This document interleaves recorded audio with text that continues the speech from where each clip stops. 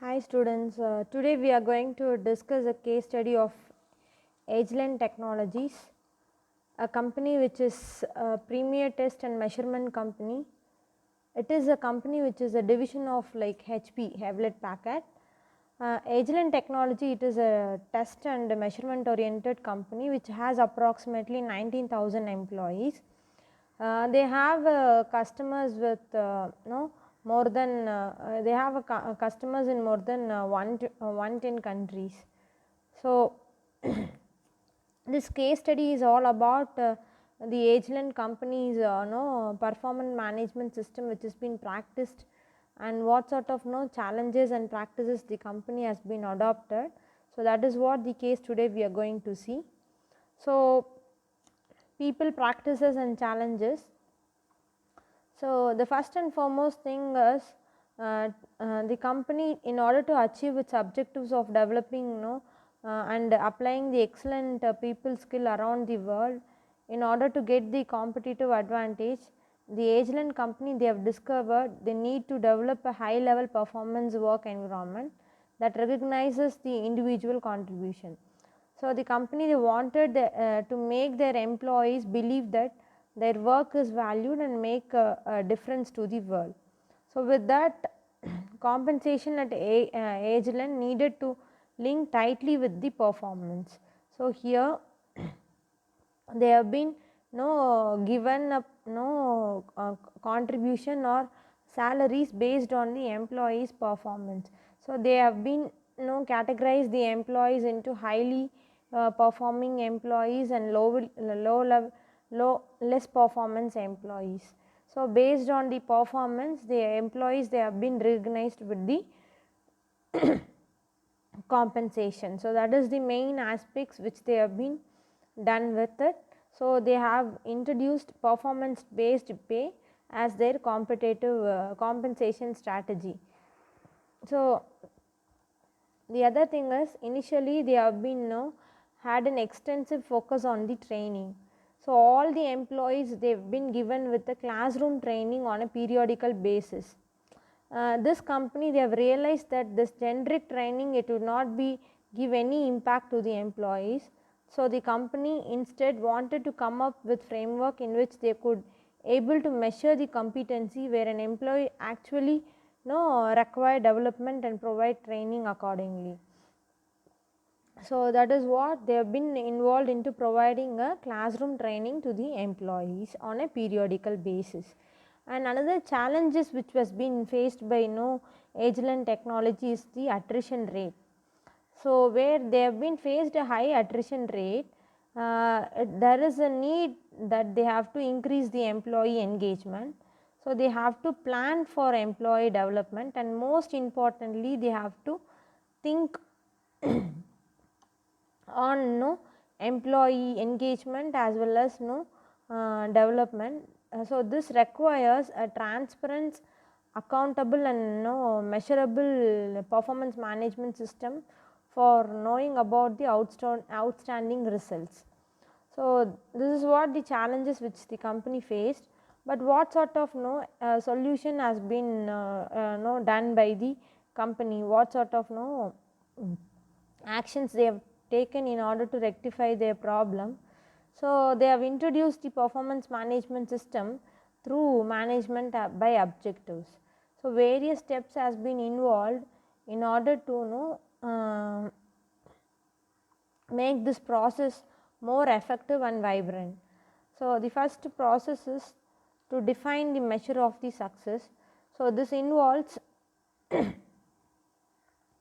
they have been measures the success or define this measure of success in 4 quadrants. One is customer satisfaction, the other one is employee leadership and culture. So you should create a loyal customers, you should have a commitment of employees, you should have a strong leadership, and the company's culture should also be strong, so that you can move towards the success. So this approach is referred as Agilent's 4 quadrant approach. So in this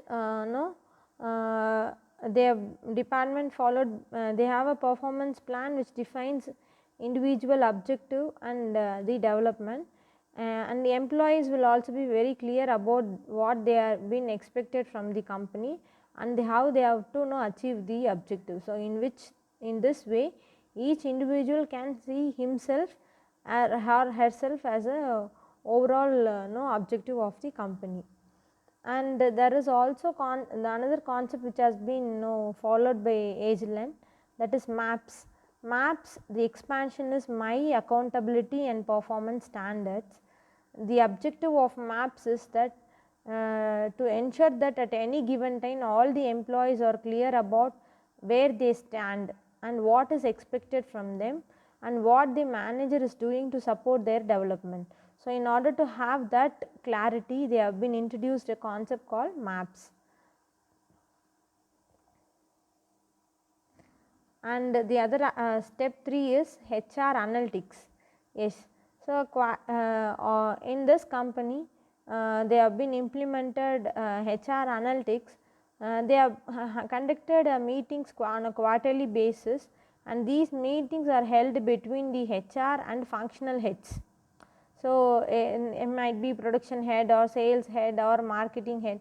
So, HR along with the functional heads, they will have a meeting on a quarterly basis to discuss about the various functions of the HR data. So, these discussions are focused on data points which includes rank and level wise attrition data, and comparison of attrition or pay between new, existing and exited employees. So, on basis on various comparison and on basis of various discussion and the rank wise classification, all these aspects, it helps them to do the process in a smoother way. And the other one is LAS. LAS is here Leadership Audit Survey. The objective of LAS is to provide feedback from employees to management. That is they have been accomplished through a half-yearly survey that is taken by all the Agilent employees. So, the survey is conducted within each department for each manager. Hence, it provides a manager by manager accountability based on the rating by their employees, and this survey measures 4 different aspects of employee engagement, and that is what 4 indices they have been done. That is Customer Orientation Index, which helps to understand the efforts made by the employee in order to meet the customer expectation. Customer feedback, customer problems which got corrected quickly, and what sort of aspects they have been serving their customers, and day to day aspects. So, speed and decisive index is the second index. Speed in the sense day to day decision, you should not wait for taking a decision, decisions should be taken day to day, and what's demonstration that for continuous improvement and innovation, conflicts solving, all this is what speed index. And third one is risk taking. So, in risk taking index it helps understand the freedom of the employees to take informed risk. They will be given with some autonomy in doing the work, and that is what. And the other one is engagement index. Engagement index helps understand the employee engagement through various statements. So, that is what. So, today we were discussing on the Agilent's technologies, HR policies and challenges, and how they have been done this through management objectives. So, this gives its employees a freedom to do the task in a manner that suits the company and makes them more responsible and accountable for their objective. And it is clear the example of performance management in Agilent technology brings light how a HR functions through rigorous in measurement and ownership by the senior management can translate a company high performance organization culture, hence that becomes a competitive advantage. So, that is about today's case. Thank you.